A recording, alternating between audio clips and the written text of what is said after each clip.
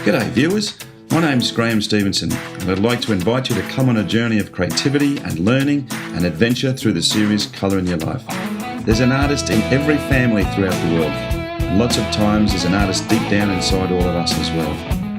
So grab your kids, your brothers, your sisters, your aunties, uncles and mums and dads and come and see how some of the best artists do what they do.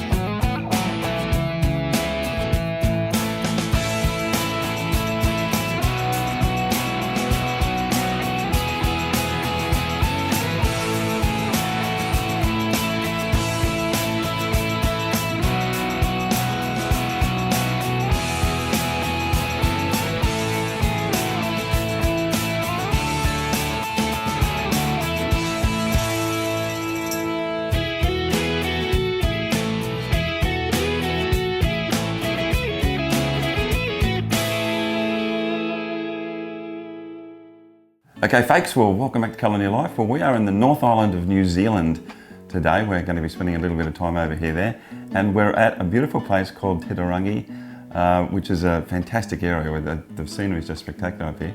With a very talented laddie, Jill Perrott. Welcome to the show. How are you? Good. Great to be here, great to be here. Good to have you. Fantastic studio. I mean, obviously your family spends a lot of time in here, I'd say, with all the writing on the wall. That's all they do in here. It's fantastic. Jill's an amazing landscape artist, but you're going to see something really different today. I mean, when I first saw Jill's work, I thought, gee, I wonder how she does that. And most of us generally are tied up in a fairly traditional way with our work, which is with paint brushes and whatever you can use on a traditional basis. But Jill actually uses a lot of spray cans in her work and uses templates as well. Where did you get the influence from to start doing a style like this? Well, it goes right back to the early 90s when I used to go to courses over the summer at Elam School of Art, which is the University of Auckland's art division. And one course I did was called Techniques and Processes. And the tutor introduced us to spray cans, masking tape, templates, and I thought, this is me. Yeah. Because I'm a very impatient person. Yeah. It's got to come together fairly quickly, otherwise I get frustrated. And as you know, spray cans, well, spray paint dries very quickly. Yeah, which is fun, but it's an amazing style. And you and Phil, your delightful husband, travel around both the North and the South Island quite a lot, getting inspiration and photos of the work. Yeah. But honestly, I mean, if you come to New Zealand, I mean, if you've ever got something that you want to do to get down this end of the world, this really is a fantastic country, isn't it? Yes. It's just so beautiful.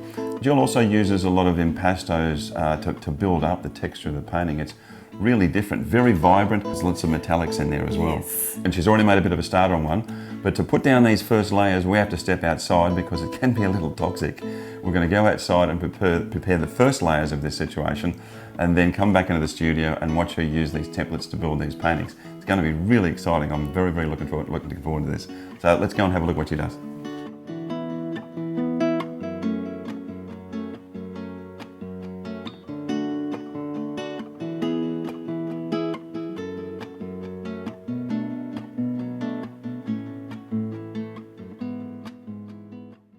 Okay, Jill, well, I can see that you've actually already prepared this canvas and you're actually going to do one of the iconic landscapes from this area. How do we begin the process of doing this? Well, I'll put the mask on and then I'm going to completely cover the canvas with this gold spray can paint. And after that, I will work with templates and build up from there. I usually wear a mask when I spray, but because we're on camera, I just did it to start with. But I recommend anybody to put on a mask, a ventilator, before they do any spray can work. Now I go from this to the next colour. What I do is work from a whole compilation of photos, and I take and leave certain elements. And for this process I use a template. So where was the original source of inspiration for this idea? Well, it's just come about over the years. Originally I just used card, Yeah. and I'd rip card to get a ragged edge. But then I started doing this sort of thing, which suited me as well. Okay. So the tape that you're using, it's just a masking tape of some sort? Well, it's low adhesion tape. Oh, is it? So it doesn't pull paint off. Oh, okay. So how many layers would you normally do on a picture by doing this with the templates? It depends. As you get further on, there will be far more layers of paint in some areas than others. But for instance, the sky, I only need to put on another one, white I think I'll be using, and it'll be done. Okay. So, but the rest of it, I spray on, I wipe off, I do all sorts of techniques to achieve the result that I want to get. Okay. So, What's next? black, Black. yes. It's all very frightening, really. And I use this to sort of just squash everything down a bit. So it doesn't go screaming underneath the line. Exactly. And you might think, oh, but you're covering up all the gold. But in actual fact, when I put on more colours and I wipe them off, you will see the gold coming through from underneath. So it's all part of the process. When you say wipe them off, are you using terps of some sort? Yes, Okay. yes. This gold paint on the bottom does not come off easily with terps, which is what I like about it, in that when you wipe something off on the top of it, it still shows through. Okay. Yeah.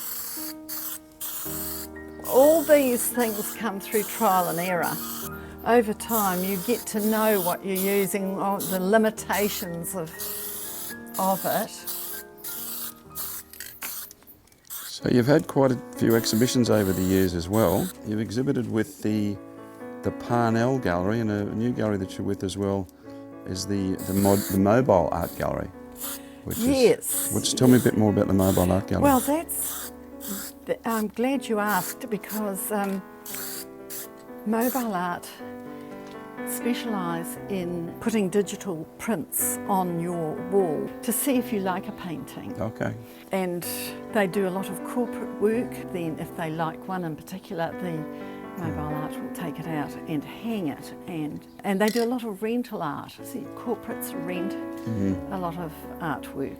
Mobile Art's been going for a long time. Is it a New Zealand-based company? Yes, Okay. it is. Okay, Jill, so after doing that, what happens now?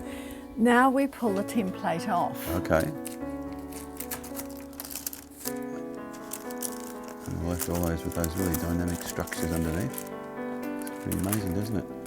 So there's a lot of preparatory work in what you do as well. I mean, getting all the templates organised and... Yes, but it's quite quick. And I'm not fussy. Yeah. As I said before, it's got to come together quickly. So, on goes the next template. So the actual name Titirangi has a Maori meaning to it. Yes, it means the fringe of heaven. Titirangi is at one end of the Waitakere Ranges, and when it's quite high up, when it's raining it goes very misty and sort of ethereal at times, and so I think that's how it got its name, the fringe of heaven. Beautiful area, and you've actually got we would call them a little beach house in Australia, but in New Zealand, in the North Island, they call them a bach. Batches, and in the South Island, they call it crib. And they're just little houses on the beach that you guys go to every so often as well to celebrate life and be with your family. Yes, yeah, we love it out there. It's a very wild sort of natural environment, yeah. Yeah, you said there's a place out there at North Piha. You did a picture of a Maori warrior. It's called the Tiwa Warrior, is that right? Tiwaha warrior. Tiwaha warrior. It's Tiwaha Point, and to me the point looks like a Maori warrior. So one of the paints that you use quite specifically is a paint called Belton. Can you tell me why? belt on really good quality spray can paint, specifically made for artists. And I use it as a base coat. The gold is a base coat. Then I can go over the top with an enamel paint and use terps to manipulate the enamel, smear it, whatever, and it doesn't affect the base coat underneath, especially metallic gold like this, and I love it. That's fantastic. But you're going to use that other colour now, and then what are you going to do? Do some wiping off as well? Or? Not on the sky area, Okay. no, but I will further around here. Okay, well, let's have a look at how that goes then.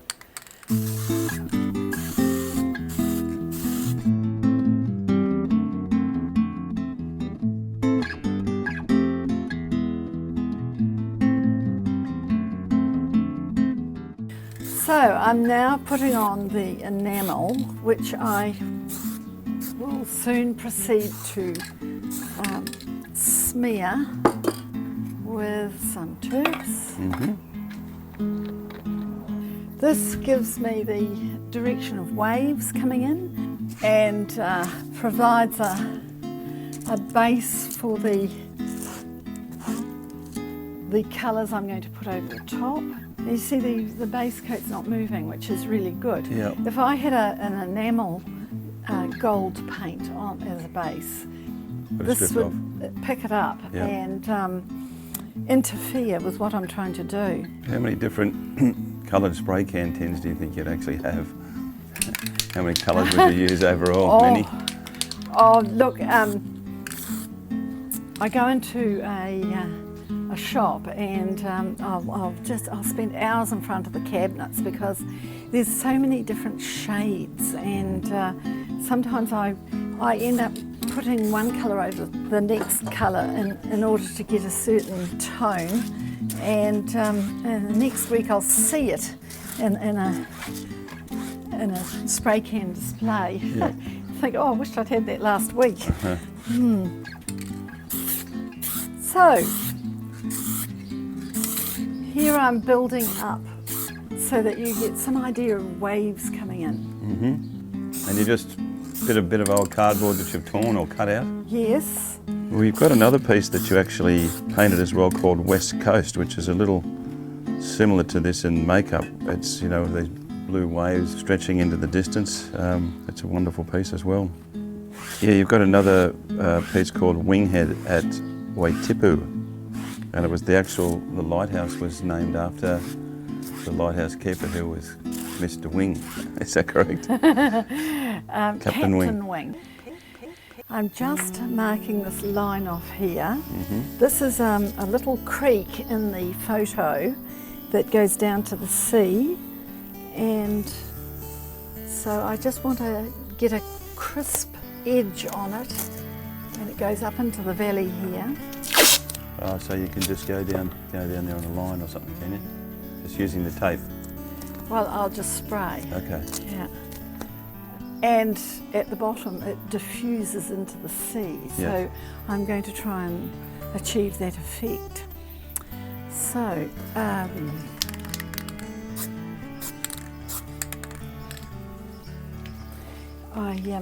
I usually have a bit of a mask, because just to stop the spray drift from going everywhere.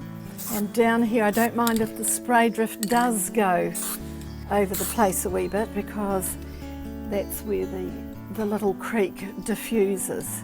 Now I will resort to my rag again, and this is the one that you sort of loaded up a bit with terps, just to pull the paint out all the time. yes. Great technique, absolutely. Yeah. So you don't want too much. You don't want it to be absolutely sodden, otherwise it dribbles. But if you're quick, you can get this nice sort of cross-hatched effect. There you go. And there you have a little creek. One of the pieces I thought was really striking, well, it's actually a diptych, Mackenzie Country. which is a very striking piece as well. And I'm using the same techniques as you're doing now. That was a range that we saw going across the Mackenzie Basin in the South Island. A fantastic range of hills, and it just snowed the day before, and I got some beautiful photographs. So that piece is in a South Island art gallery at the moment. Okay, and I know that you also teach as well, and I think that anybody, if you're in the Auckland area, or it doesn't matter where you are in the world watching our show, this is a pretty fantastic area, and it'd be great to catch up with Jill and learn how to do these techniques as well. So, but if you want to go and see Jill and get in touch with her, you can go to jill-perrott.co.nz. Get in touch with Jill. She's got some beautiful work, but also if you wanted to do one of those workshops, it's a fantastic area to come down and have a look at as well. Right, and now we have to take the template off. This is the exciting bit, because the painting now starts to come together. Very carefully so you don't pull any existing paint off. So once you've got the templates off, where to from there? Well, next? now I will resort to some oil stick. Mm-hmm. So we want to give these hills, highlights. So let's see how we go. Fantastic.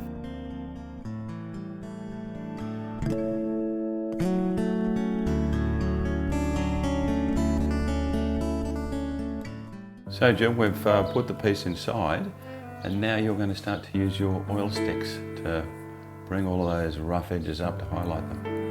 That's right. At the moment I'm just putting in a few dark areas, just strengthening them up a bit. But on these ridges up here, I will use a gold oil stick. Yeah. And a lot of energy, because the hills surrounding this beach are rugged and full of ridges,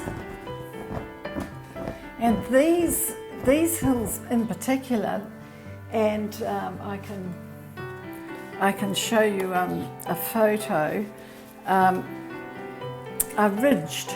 When they catch the light, they're ridged going down. That's the effect I want to get with this oil stick. Now, oil sticks are different from oil pastels. This is actually oil paint in the form of a big crayon. Mm-hmm. And it is wonderful to use. It's soft. You can get a lot of energy into your work when you use oil sticks. And it's also something that you can move around with a brush with a bit of terps on. So, and you can get good tones and mixtures with your terpsy brush. Okay, well, we're talking before we actually started the filming, and you said that there was a picture you had called Tamata Peak, and you were telling me that's really the fruit bowl of New Zealand, where all the wineries are as well. Beautiful area. Yes, that is a wonderful area because it offers so much. There are the most amazing biking trails, walking tracks, and if you go to southern Hawke's Bay, a place called Havelock North, you've got Tamata Peak, this huge upthrust, and you have beautiful rivers where they fish, and it's a haven for landscape painting as well. And I'm in a gallery down there, the Key Gallery in Ahiriri, that's near Napier, and I've also got 2 sons and 6 grandchildren down there, so we find a lot of excuses to go down there. And there's another piece I really like, which is a fairly long piece, and it's called French Bay. That's just around the point from us. It's a beautiful spot, and They have wonderful sailing groups for kids. Kids can go down there and learn how to sail. We see little flotillas of yachts coming around the point here. And they also have a paddleboarding club, and we see the paddleboarders come round and zoom down the harbour. Yeah, it's definitely a beautiful area, there's no two ways about it. Now I'm going to do some trees, Pahutakawa trees, in the foreground of this painting. But you're just using the side of that brush there? Yes. My endeavour is to capture the gnarly effect of a Pahutakawa tree. They're quite random in the way they grow. So now I'm going to put that little bit of tree area in the distance and paint over the top. So I just do it like this. Just little spurts here and there. Yep. And just to suggest the mist, like you've got up in the hills. And then I carry on with some more trees closer to me in the foreground. And voila, with the beauty of TV, you can now see the final image. Fantastic, really well done.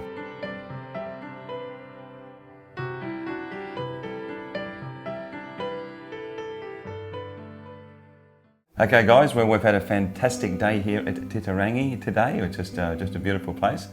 Thank you so much, Jill, for having us in the studio. That was really interesting, and we've never really done anybody that's just specifically works with spray cans, so that was really quite fascinating. And then obviously all of the templates that you do and the fabulous history you've had, it was really, really cool. Now, people that want to come and see your website, what is it? Jill-Perrott.co.nz. There you go. So if you want to come along and say hi to Jill in there, and she also takes classes as well, so come in and see her. And obviously if you want some of her paintings, without a doubt you can come in there and get some commissions off her as well. Come to our website as well, which is colorinyourlife.com.au, and also YouTube and Facebook. And also we'd like to thank New Zealand Artists, the New Zealand Artists magazine. They've been right behind us from the very beginning and helping us introduce a lot of people to Colour in Your Life over here. And yeah, really, really great people, Megan and the rest of the girls from the magazine. Go and get that as well, be part and parcel of what they're doing. I mean, all of this helps to build the essence of what great art is all about, so we would like you to come in. We're going to head off. We're in the North Island for a little while on this trip, and but we've had a great time. It's been fabulous. As I always say, remember, make sure you put some colour in your life, and we'll see you again. Bye now, guys. Bye.